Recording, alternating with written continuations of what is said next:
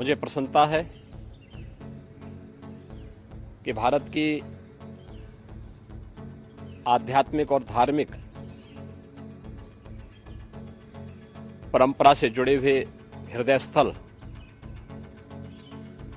उत्तर प्रदेश आज पूरा देश ही नहीं बल्कि दुनिया को अपनी ओर पर्यटन की दृष्टि से लुभाने में सफल हुआ है। आदरणीय प्रधानमंत्री श्री नरेंद्र मोदी जी के विजनरी नेतृत्व में गत वर्ष उत्तर प्रदेश के अंदर 46 करोड़ से अधिक पर्यटक उत्तर प्रदेश के अलग अलग धार्मिक, आध्यात्मिक और इको टूरिज्म के या हेरिटेज टूरिज्म से जुड़े हुए साइट का भ्रमण किया है। ये जो पर्यटक हैं ये केवल उत्तर प्रदेश के अंदर केवल पर्यटन की दृष्टि से नहीं आते, बल्कि यह उत्तर प्रदेश के अंदर रोजगार सृजन में भी इनकी एक बड़ी भूमिका है। यह विरासत और विकास के एक बेहतरीन समन्वय को आगे बढ़ाने का काम भी करता है। अगर हम लोग आपको उत्तर प्रदेश के अंदर स्पिरिचुअल टूरिज्म की दृष्टि से ही देखेंगे, Ramayana circuit, Krishna circuit, Buddhist circuit, Jain circuit आदि तो हमारे पास पहले से है ही। आज काशी बाबा विश्वनाथ का पावन धाम करोड़ों पर्यटकों को अपनी ओर आकर्षित कर रहा है।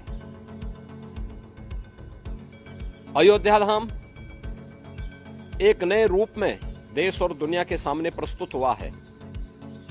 ब्रज क्षेत्र, मथुरा, वृंदावन, बरसाना, गोकुल, नंदगांव इन सब ने दुनिया भर के पर्यटकों को अपनी ओर आकर्षित करने में सफलता प्राप्त की है। बौद्ध पर्यटकों की दृष्टि से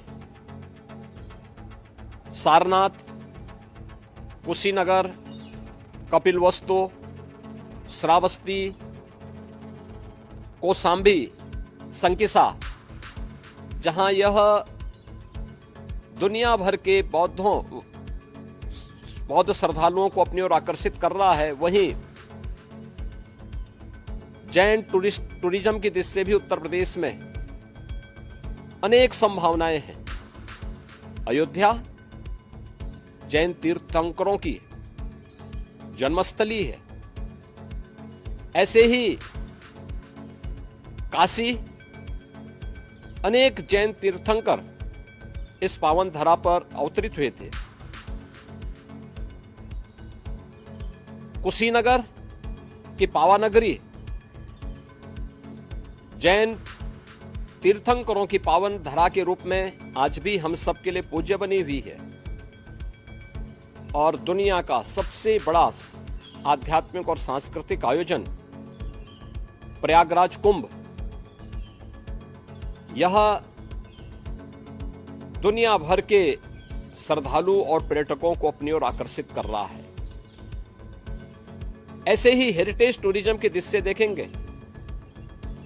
तो झांसी की रानी लक्ष्मीबाई का किला झांसी हो या कालिंजर का किला बांदा जनपद में, आगरा का ताजमहल हो या आगरा का रेड फोर्ट, फतेहपुर सीकरी के स्थल हो या प्रयागराज का किला, रामनगर फोर्ट वाराणसी हो या फिर हम लोग जनपद मिर्जापुर के अंदर चुनार के किले का दर्शन कर लें, लखनऊ का इमामबाड़ा ये एक लंबी परंपरा है जो भारत की हेरिटेज टूरिज्म को अपनी ओर आकर्षित करता है और इको टूरिज्म का तो ये हब जैसा ही है। चाहे वह दुधवा हो, करतनिया घाट का क्षेत्र हो, चोका हो, हस्तिनापुर वाइल्ड लाइफ हो या नेशनल सेंचुरी चंबल, सोनभद्र का सलखन हो या सूर सरोवर आगरा का, ओखला वर्ल्ड सेंचुरी हो या फिर इस प्रकार की अनेक साइट ये यूपी के अंदर मौजूद हैं। डबल इंजन की सरकार पर्यटकों की रुचि और उनकी सुविधा के लिए पूरी तरह प्रतिबद्ध है।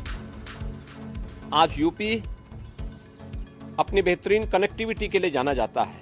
रोड कनेक्टिविटी हो या ट्रेन की कनेक्टिविटी, एयर कनेक्टिविटी हो या वाटरवे की कनेक्टिविटी, ये सभी आज हमारे पास मौजूद हैं। और जब हम विश्व पर्यटन दिवस के अवसर पर आज इस समारोह के साथ झांसी में जुड़े हैं तो स्वाभाविक रूप से 2025 मकर संक्रांति से लेकर के 26 फरवरी 2025 तक प्रयागराज में लगने वाला महाकुंभ 2025 का भी मैं आप सबके सामने स्मरण दिला रहा हूं।